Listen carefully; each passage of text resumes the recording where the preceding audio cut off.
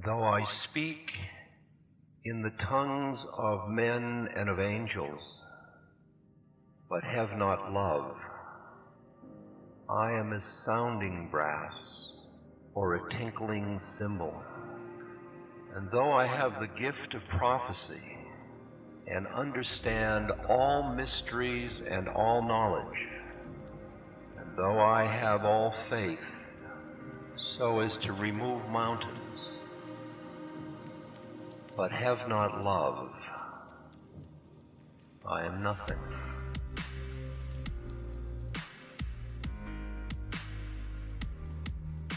That was from Corinthians.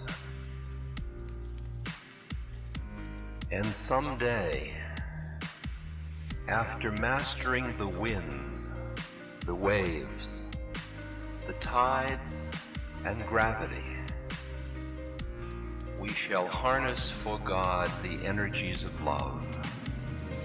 And then, for the second time in the history of the world, humans will have discovered fire. It's Teilhard de Chardin. Love and death are the great gifts that are passed on to us, that most of us leave unopened.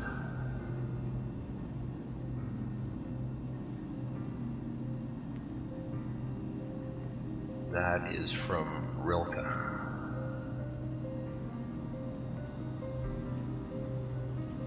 This is a poem of Robert Bly's.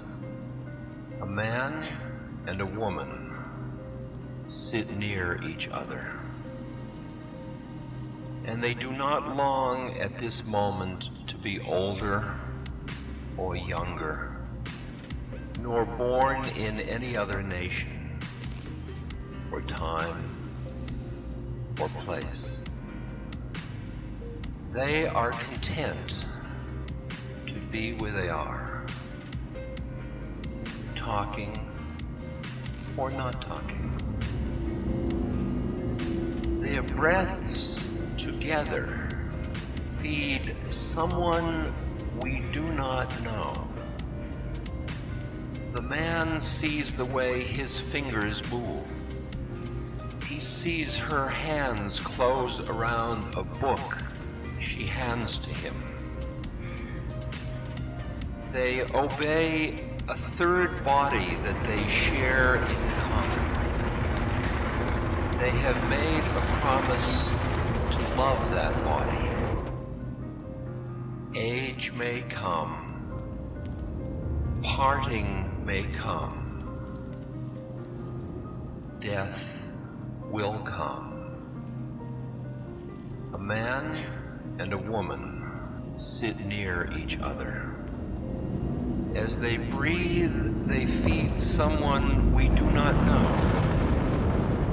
somebody we know of, whom we have never seen.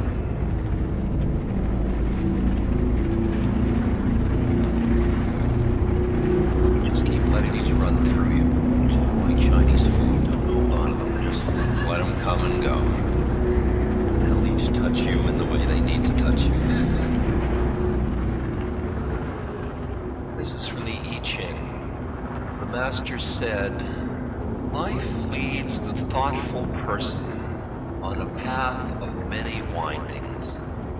Now the course is checked, now it runs straight again. Here winged thoughts may pour freely forth in words, but there the heavy burden of knowledge must be shut away in silence.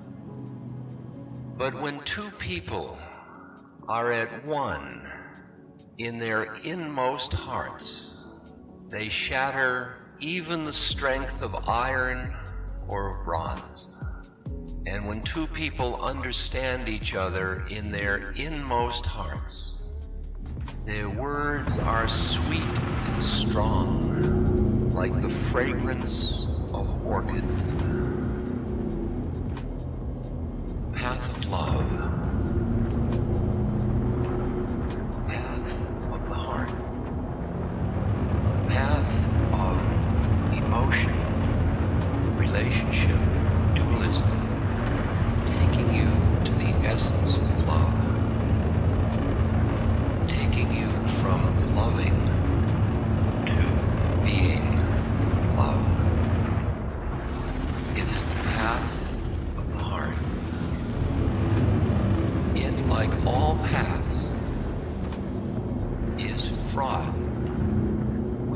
pitfalls and traps.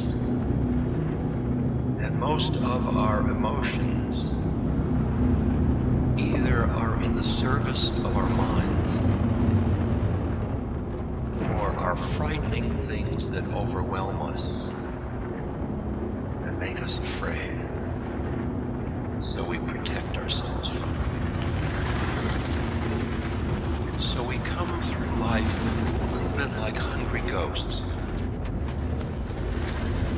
We are beings that have huge needs for love. But seemingly it's like we have some kind of amoeba that doesn't allow us to digest our food. So though we get love, it goes through us, and then we need love all over again. And it's so deep in all of us that we built a whole reality around it. And we think that's the way it is. That everybody needs love. And that if you don't get it, you're deprived. And that the more of it, the better. And you need it every day from everything. In that sense, it's like an achievement. You see people that are achievers, the minute they achieve something, it becomes irrelevant. And their awareness turns to the next achievement. Because they are addicted to the practice, not to the goal. The predicament with loving is the power of the addiction of the practice of loving somebody, of getting so caught in the relationship that you can't ever arrive at the essence of dwelling in love. If you imagine it in this sequence, that you are cut off in your heart from love, so you feel hungry. What that hunger is the hunger to come home. It's the hunger to be at peace, to be feeling at one in the universe, where lover and beloved merge. It's the place to feel fulfilled in the moment, to be fully in the moment. Closed off, you are like a bee looking for a flower. You're flying around, buzzing, looking. And just as with baby ducks, you can create a silhouette of a mother duck. And with the baby duck, if you run that silhouette by, that is the particular key stimulus that will awake the response of following and opening the mouth. And it's called imprinting. And so you can imprint the duck to the silhouette of a mother duck. So there are certain very deep patterns, whether they're psychologically learned or karmic or astral in terms of your astrology, whichever level you want. There are a set of factors in you that are like a lock waiting for a key to open it, but the key must fit into that lock. It must be a certain pattern or concatenation of factors. Like the fact that I could open to my guru, I am sure had something to do with my relationship to my father. You think, well, a spirit is a spirit, it's psychological, but all of your psychological conditioning prepares you to be attracted to certain methods or certain paths or to certain people. For many people, the energies they're working with at the time they are seeking this love so strongly are second chakra energies. Energies of desire, of sexual desire, of desire for union. Quantum travel engaged. Relational, and the energy gets into that pattern. And you associate making love as a vehicle to coming into love. So you're going along as a little lock waiting for key, and along comes a shadow of lover goes by. And like a little duckling, you turn and you start to walk after it. It just happened to be the particular pattern that turned you on, that opened you up, that did it. And you say, I think I'm in love with him or with her. That's the key right there. Not I think I'm in love. I think I'm in love with her or with him. And if you're lucky, your key unlocks her or his lock, and his key unlocks your lock, or her key unlocks your lock. So you get into you love me, I love you, here we are. And it's incredible, because through this dynamic you have opened to the place. It's like the triangle. It's like what Baha'i talks about, as the two people together are feeding something that they don't even know. They're feeding the unitive space behind the dualism. They're feeding the quality of love, and when they're together, they touch it. What we're really saying is, when you say, I am in love with you, said somewhat blandly, you are the key stimulus that is opening me to the place in myself where I am love, which I can't get to except through you.